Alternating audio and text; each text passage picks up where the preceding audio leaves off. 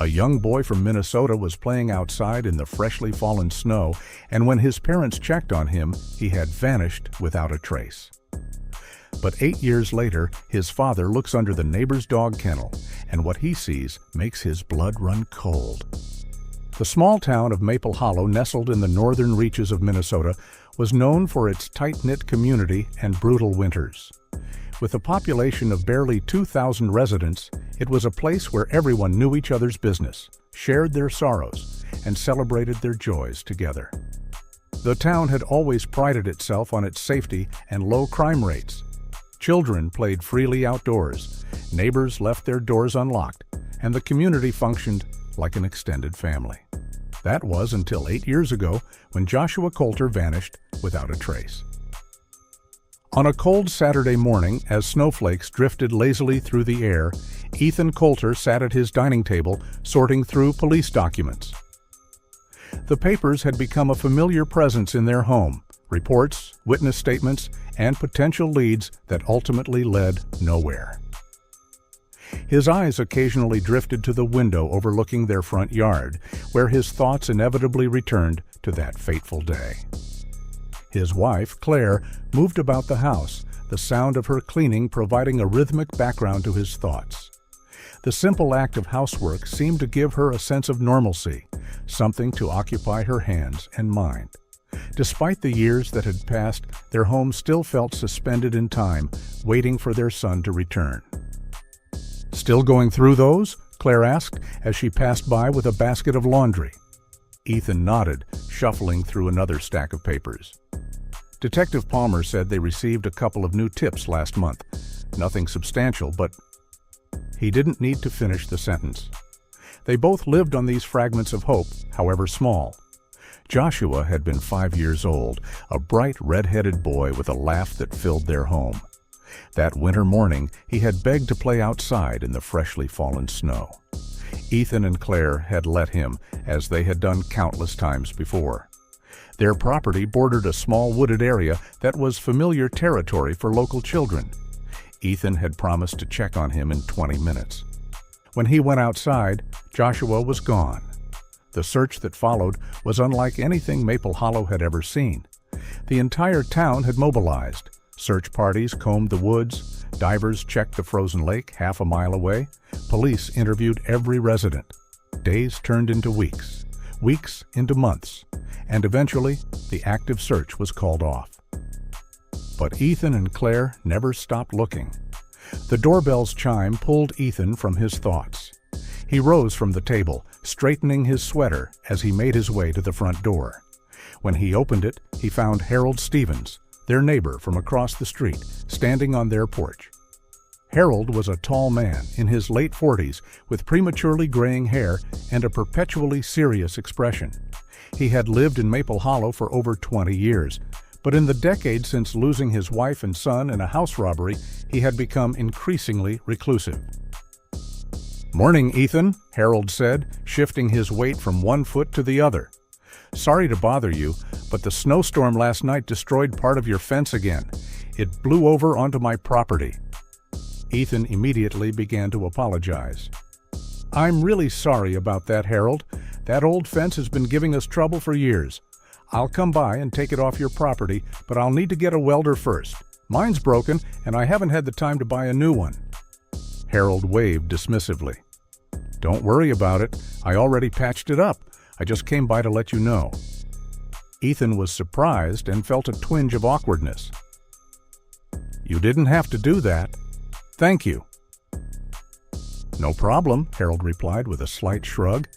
"I had the tools and was working on something in the back of the house anyway." "Yeah, I heard some noise earlier this morning. Guessed you must be building something back there?"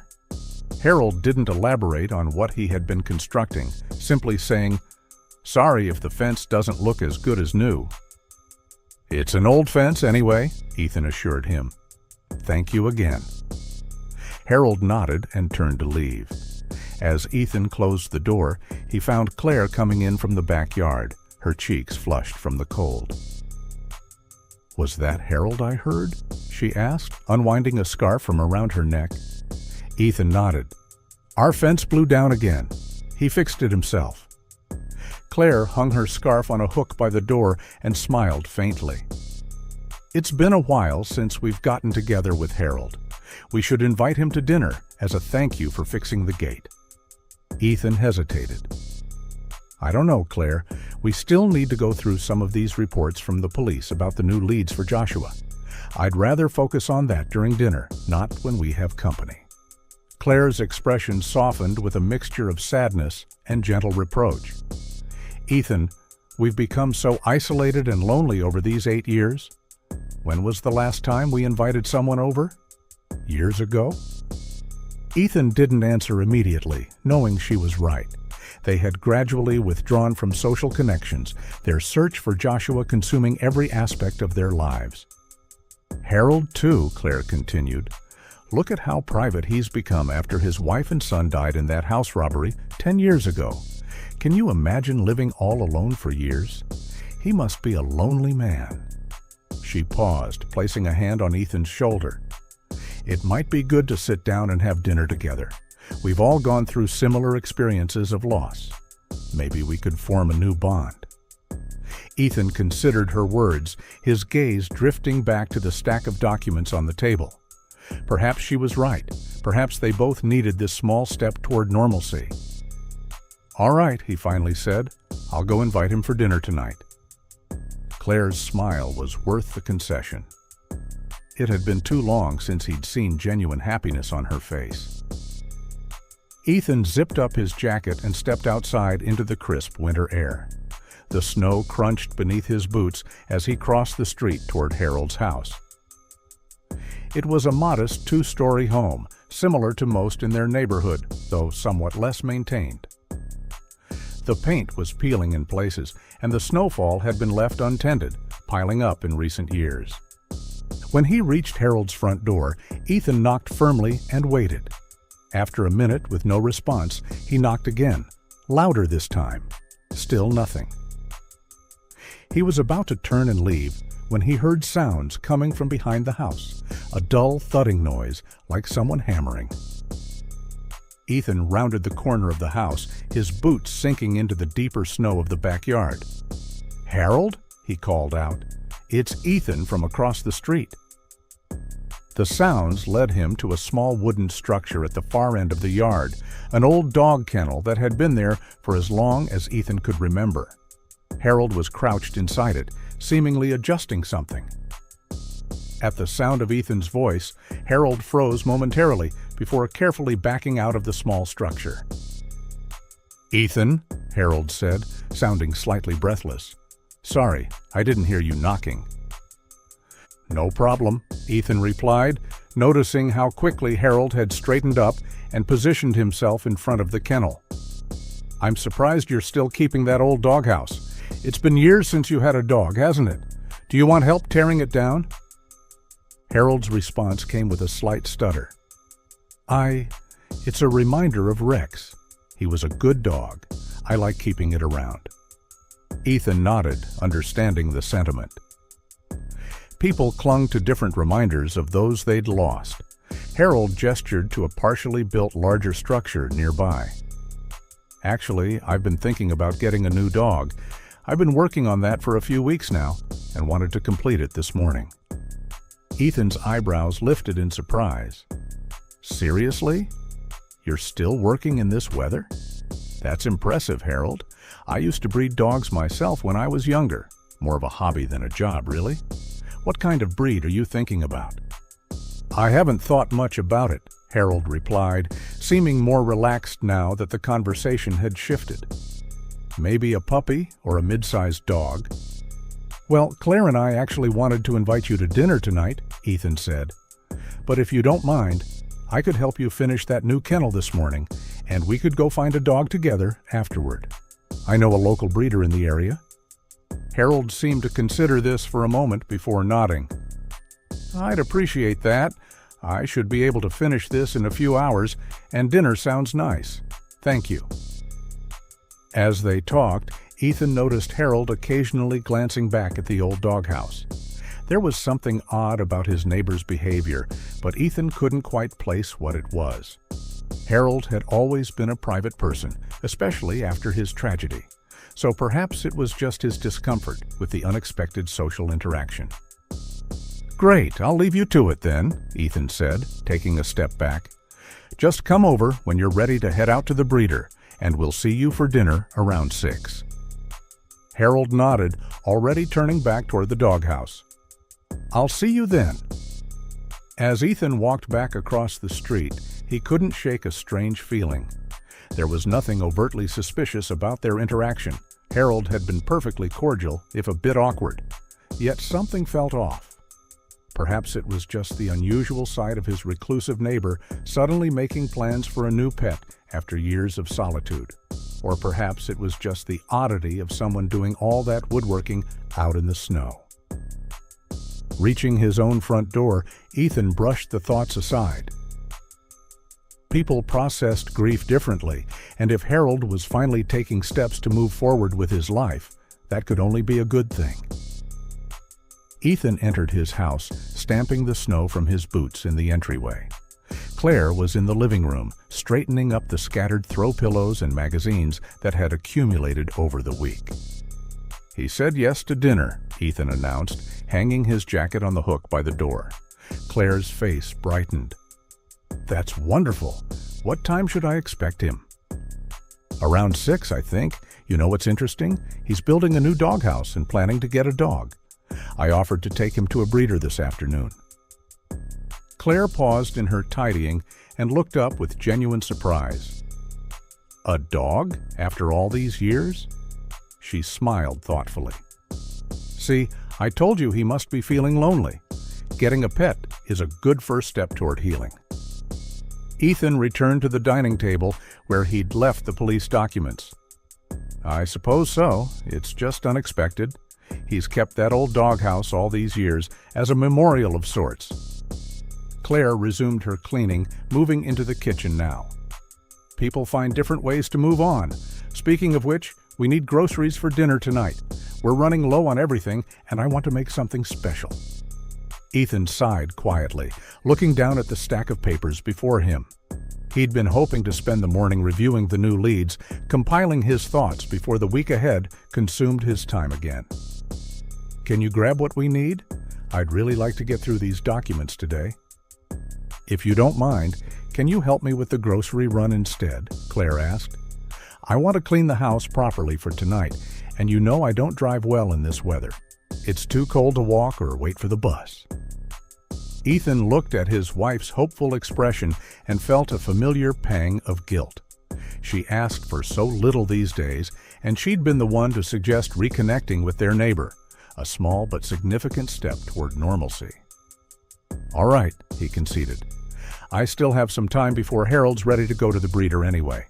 I'll do the grocery run, drop everything back here, and then head out with him if he's ready."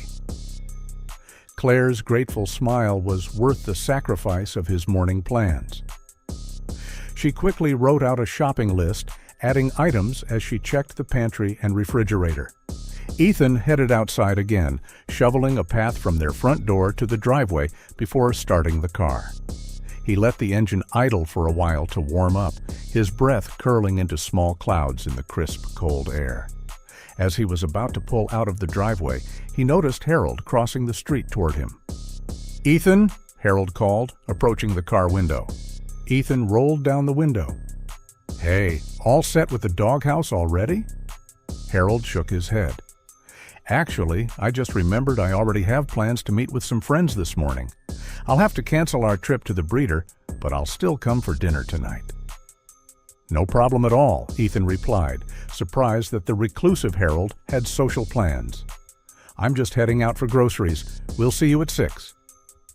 Harold nodded and turned back toward his own house. Ethan watched him go, that strange feeling returning. In all the years they'd been neighbors, he'd never known Harold to mention friends or social gatherings. But then again, they hadn't exactly been close in recent years, both families retreating into their private sorrows. Ethan drove to the supermarket, his mind toggling between thoughts of Joshua and mental notes of what to buy. The grocery store was relatively empty for a Saturday, most people likely deterred by the weather forecast predicting more snow later that day. He methodically worked through Claire's list, adding a few items he knew she liked but had forgotten to write down. As he loaded the groceries into the car, heavy gray clouds were gathering overhead, promising the predicted snowfall would arrive sooner rather than later. As Ethan pulled out of the supermarket parking lot, a familiar car passed by on the main road. He did a double-take, recognizing Harold's blue sedan. The car's windows were clear enough that Ethan could easily see Harold was alone, driving in the opposite direction from where their neighborhood was located. Ethan's route home followed the same road for a while, and he found himself unintentionally trailing Harold at a distance. A few minutes later, Harold's car pulled into the parking lot of Northwoods Kennels, a local dog breeder that Ethan had mentioned earlier. Ethan drove past slowly, confusion settling in. Harold had canceled their trip together, claiming he had plans with friends, yet here he was, at the very breeder. Alone. For a moment, Ethan considered pulling in as well, but what would he say? He had no right to question Harold's white lie. Perhaps the man simply preferred to choose a dog on his own, without the pressure of someone else's opinions. Or maybe he was meeting his friends there.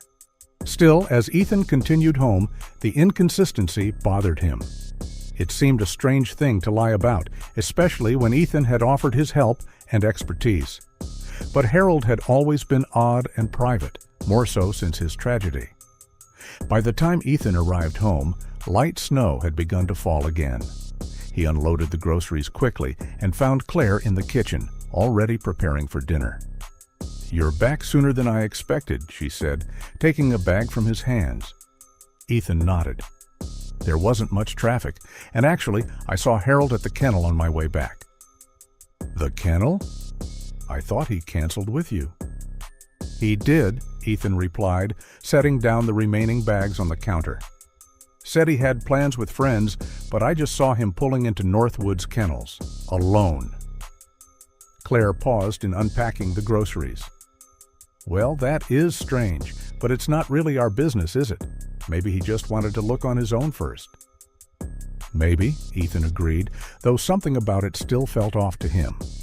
As they stored the groceries, Ethan glanced out the kitchen window and noticed Harold's car pulling into his driveway across the street.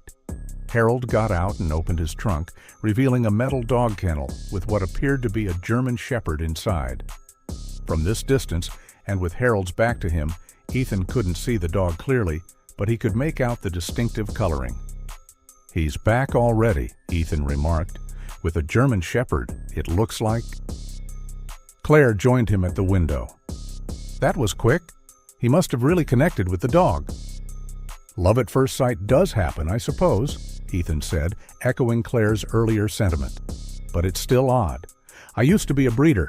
I know these transactions usually take some time with paperwork and everything." He was in and out incredibly fast. They watched as Harold struggled to maneuver the kennel across his snowy yard, the dog making the task more difficult with its movements. "He's having trouble with it," Ethan observed. "I should go help him." Before Claire could respond, Ethan was already heading for the door. He crossed the street quickly, calling out to Harold as he approached. "Need a hand with that?" Harold's head snapped up, his expression momentarily startled. No, I'm fine," he said quickly, his tone sharper than the situation warranted. "I'll see you this evening," he added, clearly dismissing Ethan.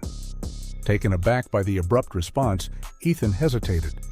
"All right, if you're sure." Harold just nodded, already turning his attention back to the kennel and struggling to push it through the snowy yard. Ethan returned to his house, a growing uneasiness settling in his stomach. Something about Harold's behavior seemed off. But what reason did he have to be suspicious of his neighbor? The man had been nothing but quiet, if distant, all these years. As he entered his house again, Claire gave him a questioning look. "He didn't want help," Ethan explained with a shrug. "Said he's fine on his own." Claire nodded, returning to her dinner preparations. "Some people just don't like accepting help. It makes them feel vulnerable." "I suppose," Ethan agreed, though he couldn't shake the feeling that there was more to Harold's strange behavior than simple pride. The hours passed slowly as the snow continued to fall outside, blanketing Maple Hollow in a fresh coat of white. Ethan had returned to his stack of police documents, finally able to concentrate on reviewing them. There weren't many new developments, just the same frustrating lack of concrete leads that had characterized the search for Joshua from the beginning. One report mentioned a possible sighting in a town 200 miles south, but the description was vague, and the follow-up investigation had yielded nothing. Another referenced a child matching Joshua's description who had been enrolled in a school in Montana under a different name. But when authorities had checked, it turned out to be a case of mistaken identity. Ethan rubbed his temples, fighting off the headache that always seemed to accompany these review sessions. 8 years of false hopes and dead ends had taken their toll, but he couldn't give up. Somewhere out there, Joshua might still be waiting for them to find him. As evening approached, Claire's cooking filled the house with warm, inviting aromas. She had prepared a pot roast with vegetables, fresh dinner rolls, and an apple pie for dessert.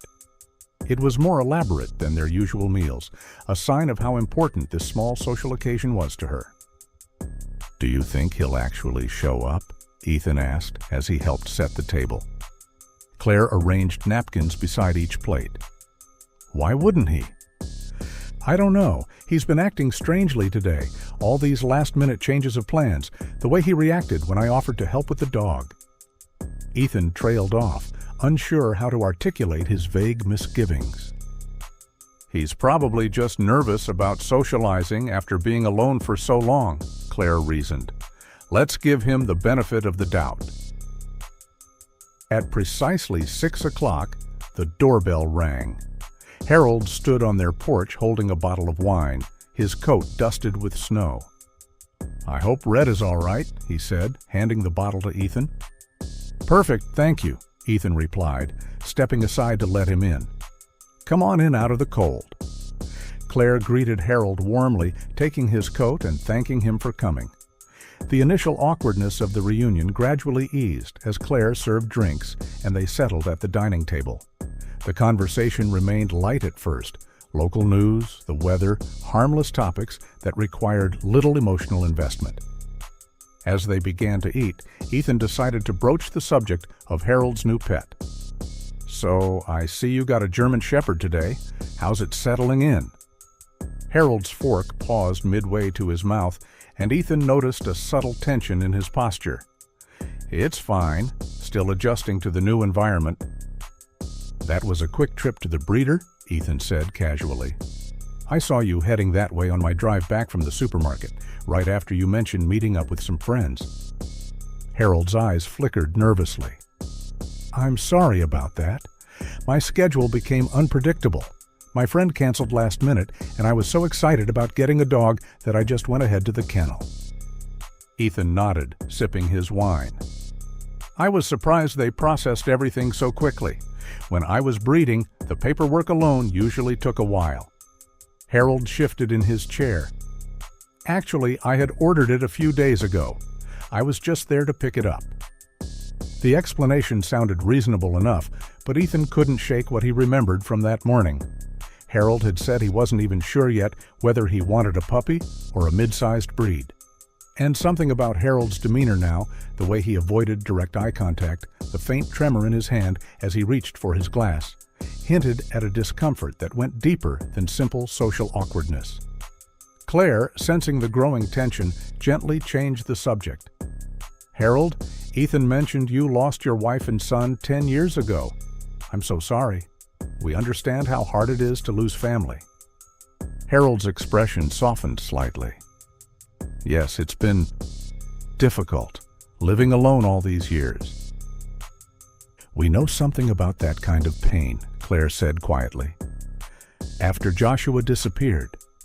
She didn't get to finish her thought. Harold suddenly became visibly agitated, his gaze fixed on the window where the snow was now falling heavily. "I'm very sorry," he interrupted, "but I think I should check on my dog." It's snowing harder now, and the dogs knew. It might be stressed with the adjustment. He stood up abruptly. "I'm afraid I left it outside in the kennel, and I forgot to bring it inside before coming here."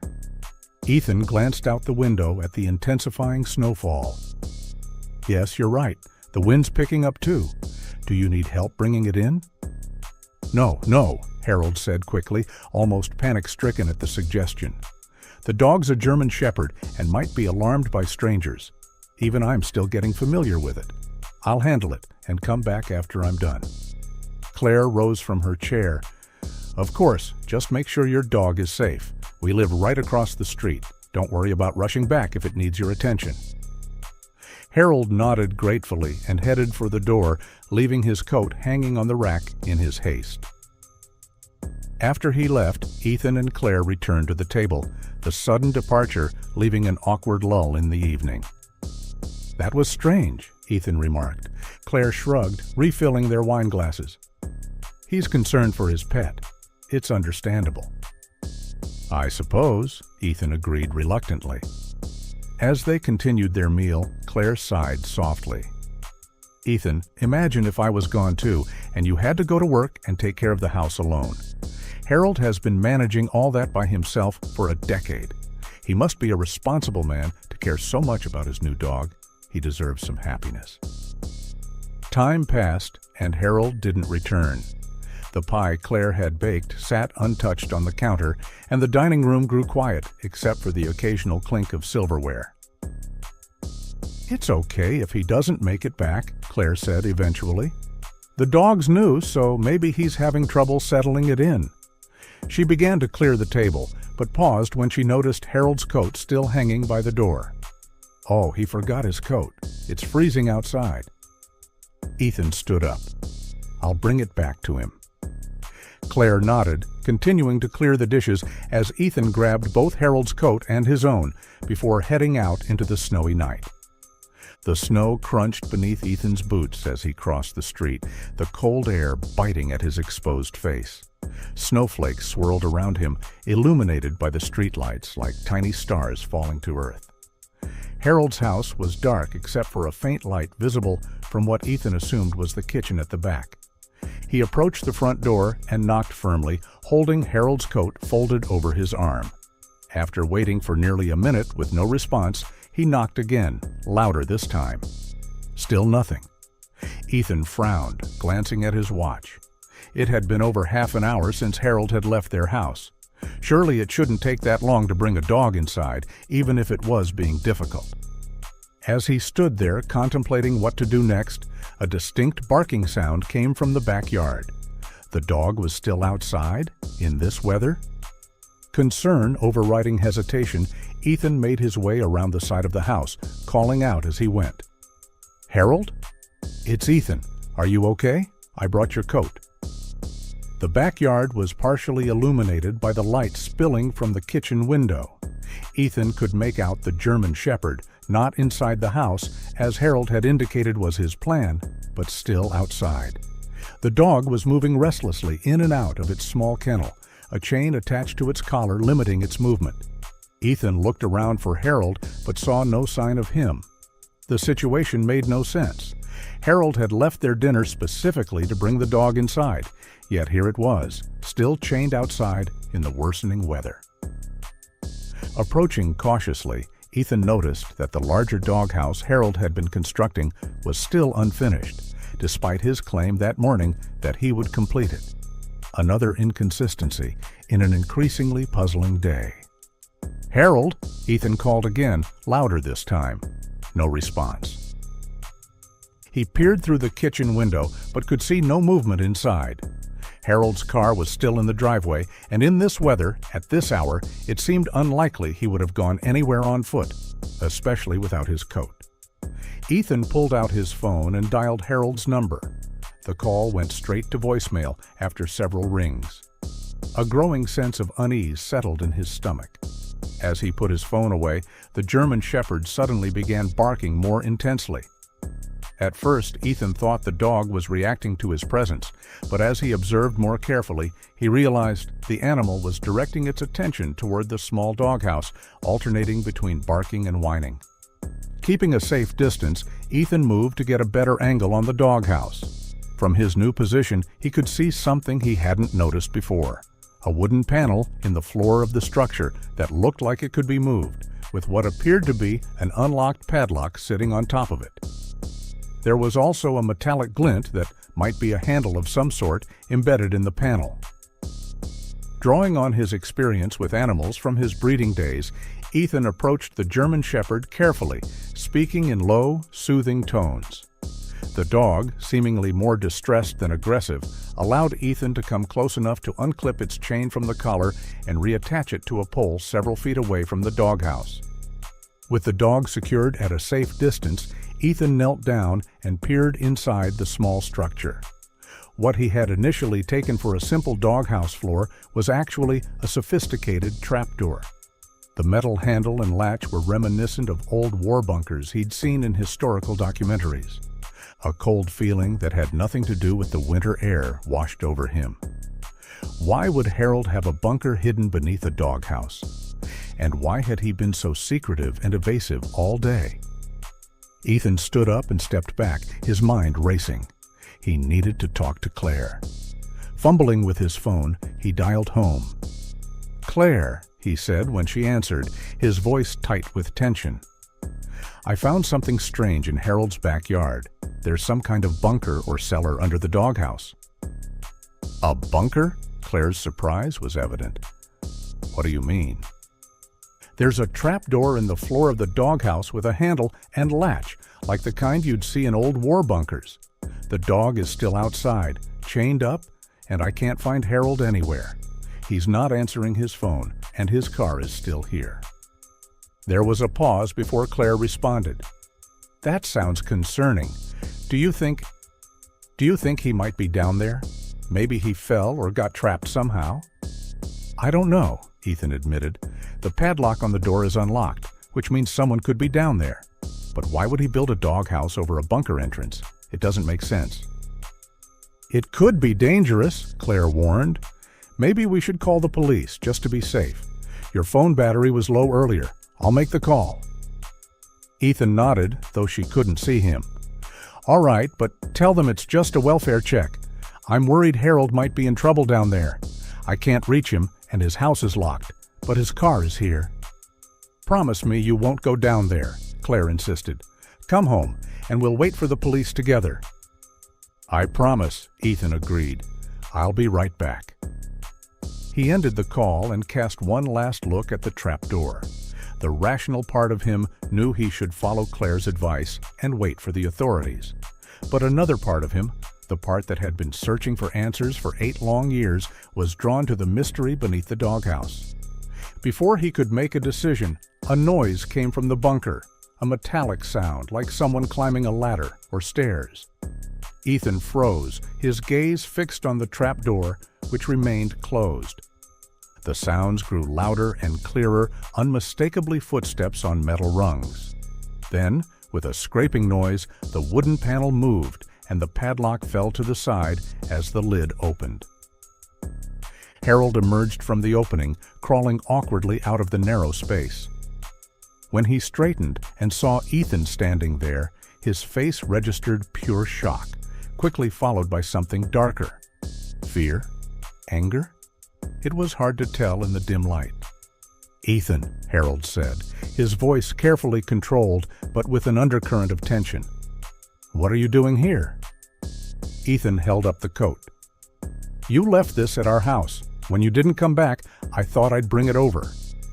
He paused, then added, "I was worried when you didn't answer the door, and then I heard the dog barking. It's still outside in the cold." Harold took the coat from Ethan's outstretched hand with slow, deliberate movements. "Thanks. Yeah, about the dog. It's still not really warming up to me. I'm not so sure about bringing it inside anymore. I hope you understand." Ethan couldn't help himself. He looked pointedly at the open trapdoor. "What's down there, Harold?" Harold's posture stiffened, his expression guarded. "Nothing that concerns you." "I was looking for you," Ethan pressed. "I started to get worried when you didn't answer your phone or come to the door. Your car is here, but you weren't." Harold didn't respond directly to this. Instead, he glanced at the German Shepherd. "You moved my dog." "It was restless and kept barking at the bunker door," Ethan explained. "I moved it to calm it down." Harold's jaw tightened visibly. Ethan decided to be direct. "Why have you been lying to me all day, Harold? You said you'd bring your dog inside, but it's still out here. You said you were going to finish that larger doghouse this morning, but it's barely started. You claimed to be meeting friends when you went to the breeder alone." Ethan paused, studying Harold's increasingly agitated expression. What's really going on? For a moment, there was silence broken only by the sound of the wind and the occasional whine from the German Shepherd. Then, without warning, Harold lunged forward. Ethan barely had time to react before Harold slammed into him, grabbing his jacket and pushing him backward with unexpected strength. They grappled in the snow, Harold's face contorted with a mixture of rage and fear. "You should have minded your own business," Harold snarled, landing a solid punch to Ethan's midsection. The blow knocked the wind out of Ethan, but years of physical labor had kept him strong despite his grief. He managed to block Harold's neck swing and push the man off him. "What are you hiding, Harold?" Ethan demanded, circling warily now, keeping his distance. Harold didn't answer. Instead, he charged again, this time driving his knee into Ethan's stomach as they collided. Ethan doubled over, gasping, and Harold used the opportunity to shove him toward the open trapdoor. "Get in there," Harold commanded, his voice eerily calm now despite the violence of his actions. "Crawl in and go down." Ethan straightened, wincing from the pain in his abdomen. "You can't make me go down there." A chilling smile spread across Harold's face as he reached behind his back and produced a handgun. "It's either you climb down yourself or I'll drop your dead body down. Your choice." The sight of the weapon sent a jolt of fear through Ethan, but he maintained his composure. "The police are on their way here, Harold. Claire called them when I couldn't find you. If you fire that gun, every neighbor will hear it." Frustration flashed across Harold's face, but he kept the gun trained on Ethan. Instead of shooting, he stepped forward and struck Ethan across the face with the weapon, sending him stumbling backward. Blood trickled from a cut above Ethan's eye as Harold continued to push him toward the doghouse, trying to force him to crawl into the narrow opening. Despite the pain and disorientation from the blow, Ethan fought back, grabbing Harold's wrist and twisting it until the gun fell from his grasp. In a desperate move, Ethan kicked the weapon, sending it sliding across the wooden floor of the doghouse and down into the darkness of the bunker below. Enraged, Harold charged again, but this time Ethan was ready. He sidestepped and used Harold's momentum against him, sending him crashing into the side of the doghouse. In the distance, the wail of police sirens cut through the night air. Harold's head snapped up at the sound, panic replacing rage in his expression. Moments later, 2 police cruisers pulled up in front of the house, their lights bathing the snowy yard in alternating red and blue. Officers emerged quickly, hands on their holsters, as they approached the scene of the struggle. "Police? Hands where we can see them!" one officer shouted. Both men raised their hands, though Harold did so reluctantly, his face a mask of frustration and defeat. The officers separated them, one checking Ethan's bleeding face, while the other restrained Harold. "What's going on here?" the first officer demanded. Before Ethan could respond, Claire appeared, having followed the police cars from their house. "Ethan, are you okay?" she called, hurrying toward him. "I'm fine," he assured her, though the cut above his eye was still bleeding freely. Ethan quickly explained to the officers what had happened, how Harold had acted strangely all day, how he discovered the bunker beneath the doghouse, and how Harold had attacked him when confronted. "He pulled a gun on me," Ethan added. "I managed to disarm him, but the weapon fell down into the bunker." The officers looked at Harold, who remained silent, his expression unreadable. "Is that true, sir?" one officer asked him. "Did you assault this man and threaten him with a firearm?"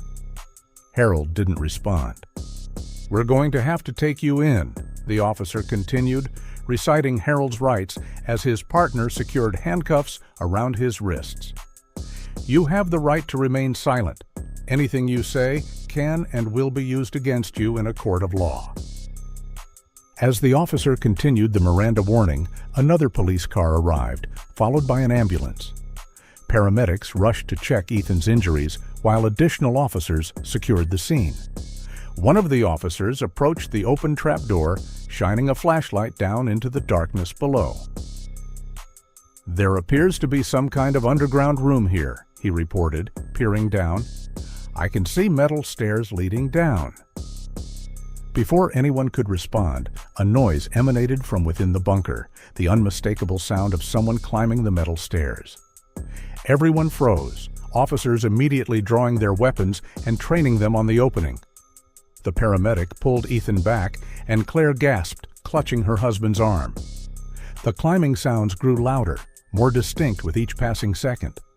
Then, slowly, a figure began to emerge from the darkness. It was a boy, approximately 13 years old, with a mop of reddish hair that hadn't been cut in some time.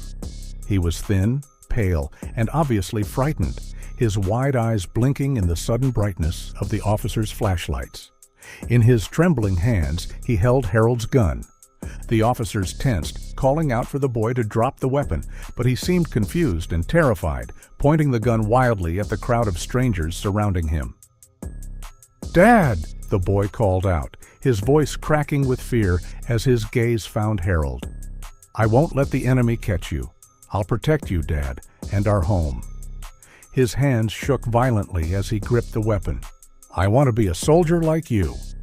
The officers exchanged bewildered glances, maintaining their positions but clearly uncertain how to proceed with a clearly frightened child holding a deadly weapon. "Son, put the gun down," one officer said gently. "It's not safe for someone your age to handle that." The boy's finger twitched near the trigger. "I know how to use this," he insisted, his voice trembling. "Dad taught me. The country's at war. You're the enemy. You want to take Dad and our home." Ethan stared at the boy, a strange numbness spreading through his body that had nothing to do with his injuries. There was something hauntingly familiar about the child's features, the shape of his face, the color of his hair, the set of his jaw. "Joshua?" The name escaped Ethan's lips in a breathless whisper. The boy's eyes flickered toward him, confusion evident in his expression. Ethan stepped forward slowly, ignoring the paramedic's attempt to hold him back. "Joshua, what do you mean? We're not in a war, and Harold is not your father." He swallowed hard, hardly daring to hope. "Your mother and I are your parents." The boy's confusion deepened, his hands trembling more violently now. "You're lying," he said, though there was uncertainty in his voice. "You just want to kill us. You hate us." His voice broke. "My mom died in a war. Dad said she was shot by the military." Claire stepped forward now, tears streaming down her face. With shaking hands, she pulled out her phone and showed the boy the screen, her wallpaper unchanged for 8 years, showing a 5-year-old Joshua smiling widely at the camera. "You were kidnapped," she said, her voice thick with emotion. "We've been searching for you all these years. We missed you so much, Joshua." The boy stared at the phone, his resolve visibly wavering. He looked at Harold, silently pleading for guidance or explanation, but Harold refused to meet his gaze, staring resolutely at the ground. Taking advantage of the boy's distraction, one of the officers gently approached and carefully took the gun from his unresisting hands, quickly securing and disarming it. Joshua didn't resist. He continued to stare at the photo on Claire's phone, confusion and the first glimmers of recognition washing over his face. "We're really not in a war?" he asked, his voice small and uncertain. "No, sweetheart," Claire assured him, fighting to keep her voice steady. "There's no war. Harold, he pretended all these years to be your father when your real father and mother were searching everywhere for you." Claire stepped closer, cautiously reaching out to touch Joshua's hand. The boy flinched initially, but didn't pull away, allowing the contact. It was as though some deep buried memory was stirring within him, responding to his mother's touch. The paramedics moved in, wrapping Joshua in a shock blanket and guiding him toward the ambulance. Claire followed closely, unwilling to let her son out of her sight again. Ethan watched them go, his heart pounding with a mixture of shock, joy, and disbelief. One of the officers approached him. "Sir, we need to ask you and your wife some questions, but first, let's get your injuries treated." Ethan nodded numbly, his gaze fixed on the ambulance where his long-lost son was being examined. After 8 years of searching, of hoping against hope, Joshua had been just across the street the entire time. The following hours passed in a blur for Ethan. Paramedics cleaned and bandaged the cut above his eye and examined his bruised ribs, concluding that nothing was broken. Physically, he would recover quickly. Emotionally, he was still processing the miraculous turn of events. In the back of the ambulance, Joshua sat wrapped in blankets, answering basic questions from both medical personnel and police officers. The boy's confusion was evident. His entire worldview had been shattered in a matter of minutes. When Ethan approached, Joshua regarded him with a mixture of wariness and curiosity. Claire sat beside their son, not touching him, but close enough to offer comfort if he wanted it. "How are you feeling?" Ethan asked gently, careful not to overwhelm him. Joshua shrugged, his eyes darting between Ethan and the officers nearby. "I don't know," he admitted. "Everything's different than what Harold, told me." One of the officers, a kind-faced woman who had introduced herself as Detective Martinez, sat across from Joshua with a notepad. "Joshua, I know this is confusing, but can you tell us a little about what it was like living with Harold? Did he ever hurt you?" Joshua shook his head. "He was just training me really hard, physical training, and recently how to use the gun." He paused, frowning. "He said I needed to learn to protect myself for when he wasn't there anymore. He said the war would last a long time, told me to hide deep in the bunker because things got worse out there." "Do you know what year it is, Joshua?" Detective Martinez asked gently. The boy hesitated. "Dad, Harold, said it doesn't matter down there. Time works differently during wartime." "It's 2007, the detective informed him. "You've been missing for 8 years. Do you remember anything about where you lived before the bunker?" Joshua's brow furrowed in concentration. I don't know. I've been in the bunker for as long as I can remember. Harold said it was too dangerous outside because of the war." He looked around at the peaceful, if snowy neighborhood. "But there is no war, is there?" "No," Ethan confirmed softly. "There's no war. There never was." From the police car where Harold was being held, they could see him watching them, his expression unreadable. Another officer approached the ambulance. "We found something interesting in the bunker," he reported. "It's fully stocked with supplies, food, water, medical equipment. There's a generator, air filtration system, even educational materials. And we found several silent firearms, just as the boy mentioned." Detective Martinez nodded. "Sounds like he was prepared for a long stay down there." She turned back to Joshua.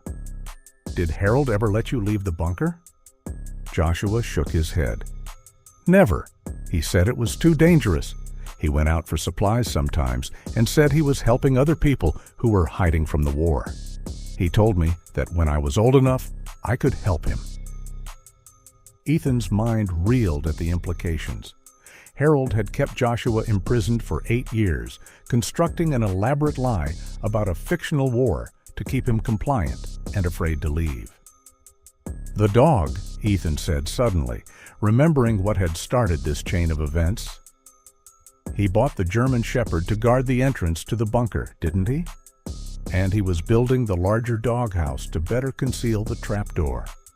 Detective Martinez nodded. That's our theory as well. Looks like he was having trouble keeping Joshua confined as he got older and more curious. The dog was meant to be another layer of security. As they talked, a forensic team arrived and began processing both the bunker and Harold's house. Officers cordoned off the property with yellow crime scene tape, and curious neighbors had begun to gather, despite the late hour and cold weather.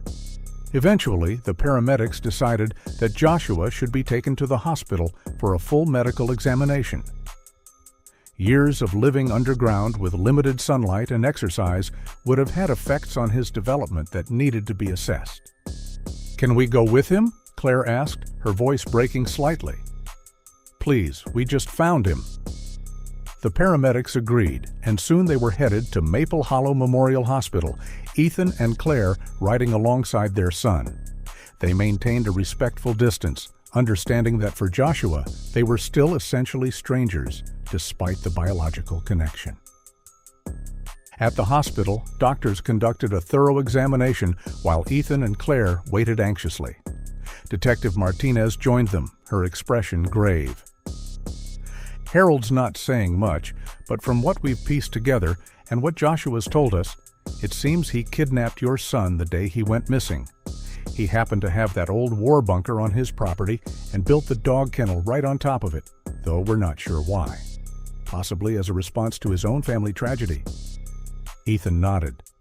"His wife and son were killed in a home invasion 10 years ago. He was never the same after that."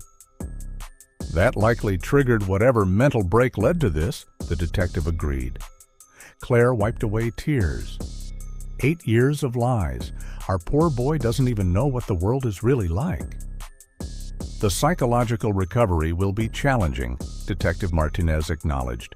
"But children are remarkably resilient. With proper support and therapy, he has every chance of adapting to normal life again." Dr. Patel, the pediatrician who had examined Joshua, approached them with a clipboard in hand. Physically, he's malnourished and shows signs of vitamin D deficiency, which is expected given the circumstances. His muscle development is below average for his age, but there are no signs of physical abuse. He appears to have been fed regularly and kept in relatively sanitary conditions. Claire covered her mouth, fighting back a sob of relief. Ethan put his arm around her, drawing her close. "Can we see him?" he asked. Dr. Patel nodded. "Yes, but please understand that he's still processing everything. He's asked some questions about you, which is a positive sign, but don't expect immediate recognition or affection. This will take time." They found Joshua sitting up in a hospital bed, looking small and lost among the white sheets. When they entered, he looked up, his expression cautious, but no longer fearful. "Hi," Claire said softly, stopping at a respectful distance from the bed. "Hi," Joshua replied, studying her face. You're really my mom?" Claire nodded, unable to speak through her tears. "And you're my real dad?" Joshua asked, turning to Ethan. "Yes," Ethan confirmed, his voice thick with emotion. "We've been looking for you ever since you disappeared. We never gave up hope." Joshua seemed to consider this. "Harold, he told me my mom died, and that everyone outside was an enemy." He frowned. Why would he lie like that? Ethan exchanged a glance with Claire, unsure how much to explain. "Harold lost his own family a long time ago," he said carefully. "I think he was very sad and confused. He did a very wrong thing by taking you and lying to you." "Am I going to live with you now?" Joshua asked, a hint of anxiety in his voice. "Yes, if that's okay with you," Claire assured him. "We still have your room just the way it was, but nothing has to happen too quickly. We can take it one day at a time." Joshua nodded slowly.